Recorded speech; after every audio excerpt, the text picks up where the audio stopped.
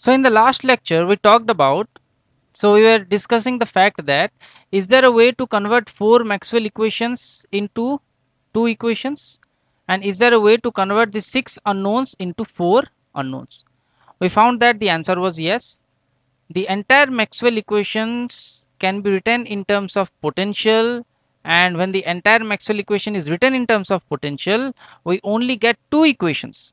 So these two equations contain all the informations that is there in the four Maxwell equations.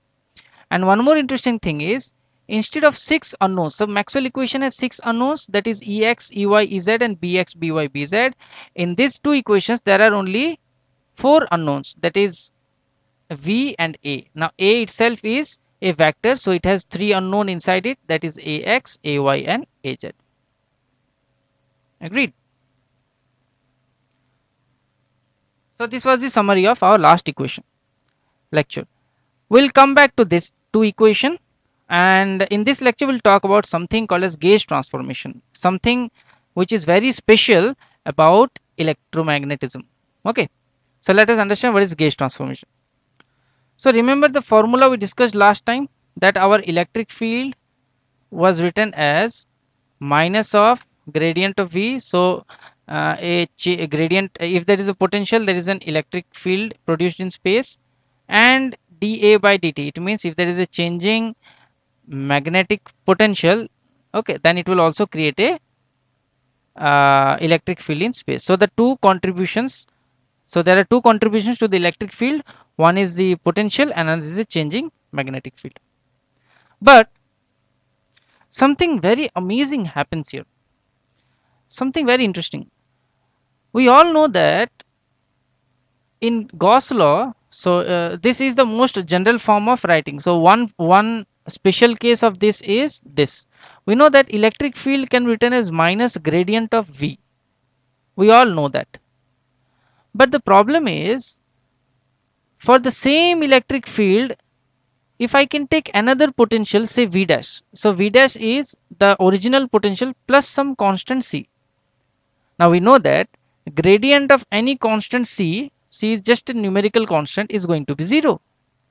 Hence, so if I do minus of gradient of V dash, then what do I get?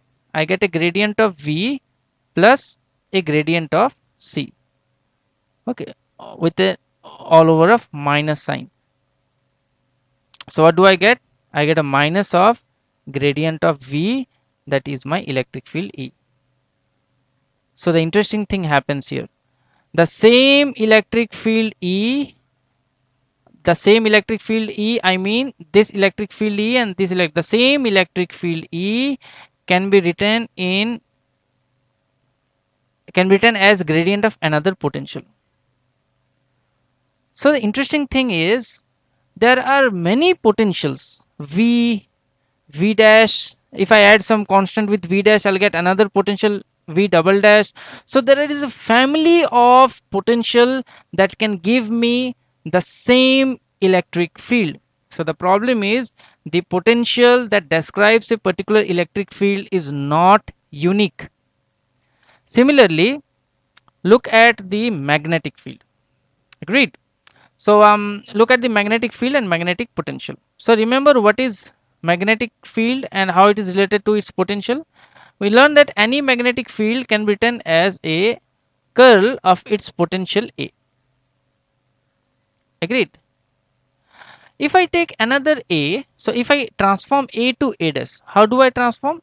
If I write the new A dash as some A plus gradient of some function lambda, just some any other function lambda, then you see that if I do del cross A dash, then we know that cross product of a gradient is always 0. So I'll get, first is del cross A, which is okay with me, and the second one is del cross gradient of some scalar, and we know that this part will go to 0 because cross product of gradient of anything is 0. So an interesting thing happens here. The interesting thing is, even A dash, even del cross A dash gives me the same magnetic field B. Even del cross A dash gives me the same magnetic field B. So the problem is, for the same magnetic field B, I can have two different magnetic potential that describes the same magnetic field B. It means even for magnetic field B, I don't have something called as a unique potential. It means that a particular magnetic field B can have a family of magnetic potential that gives the same magnetic field B. That's a big problem. But this is not a problem. This is something that makes our electrodynamics simpler. At first, this seems like, oh my god, this is a big problem. There is not a single unique potential for a particular electric field. So this is a problem. But later on, it was found out this was great. This helped us reduce our big equations.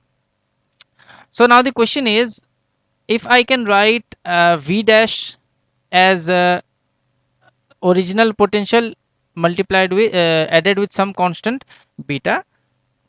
So my plan is to find how this beta and how this lambda, how they are related. So I want to find that. Okay, so let us see. So as we read earlier, that a potential V, there is another potential V dash which can be found by adding a particular beta with the original potential, which will give me the same electric field. And there is another potential A dash such that when added with the original magnetic potential, and there is a gradient of lambda. Okay, when the original magnetic potential is added with a gradient of some lambda, it gives, these two give me the same electric field E. So if I use this two here, then I should get the same electric field. It means if I do gradient of V dash and if I do del A dash by dt, then the theory says I should get my same electric field. I should get the same electric field. So if these two things are related, then I can equate these two things. So let me equate them. So as you can see, I have equated them. Now what? Now just write what is V dash. So what is V dash? It is the gradient of V plus beta. Agreed. Now what is A dash? Now A dash was the original magnetic potential A with some gradient of some function lambda, and this is equal to this. Now what will happen? Things will get cancelled and I'll be left with the following equation. So I'll be left with gradient of beta plus d lambda by dt equals to 0. This will be the final equation. Agreed. So you can do this, you can do some little bit of algebra and you'll get this. This means that I can write my beta. So it is like derivative of some object is 0. So derivative of some object is 0, it should be constant. So I can write this part as some constant. Okay, k. And so final equation is, so how is beta related to lambda? So it is related in this manner. So beta is minus of d lambda divided by dt plus some constant k, which can be a function of time or it can be a constant. So this is how the gauge transformation. So this is called as gauge transformation because you, for different potential, you get the same electric field. So this is gauge transformation, and these are how the objects that produce the gauge transformation is related. So this is all about gauge transformation. Now in the next lecture we will relate this lecture and the previous lecture. Remember, in the previous lecture we found two equation instead of four Maxwell equation. Agreed. Now those two equations were still complicated, they were big equations. Gauge transformation helps us to make those big equations small. So in the next lecture, we'll discuss how gauge transformation helps us to make the big equation small.